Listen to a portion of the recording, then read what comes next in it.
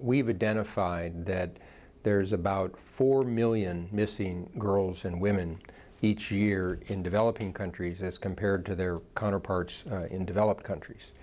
And what this means is that some 40% of those 4 million are never born. Another large group die in early childhood, and over a third die in the reproductive years.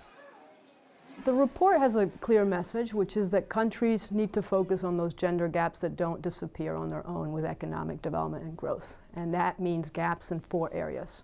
One, in addressing the gaps in human endowments, that is in education and health, that still remain. So addressing gaps in schooling for poor girls or disadvantaged girls, and also addressing excess female mortality around the world.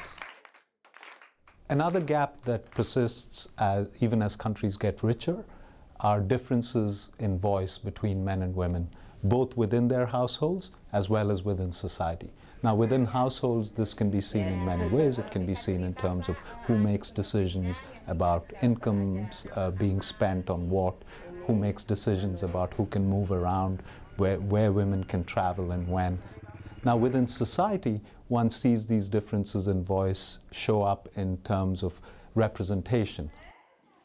The World Bank has devoted some $65 billion over the past 5 years to issues of education, of health, of infrastructure, of some of the credit topics. But I don't think it's been central enough, or it's been mainstreamed enough into the core of our activities. So we want to try to have this be a fundamental element of everything that we do, because it comes back to the basics. If you've got 50% of the world's population not reaching their personal fulfillment, but also not contributing to the societies, we're missing a huge opportunity for development.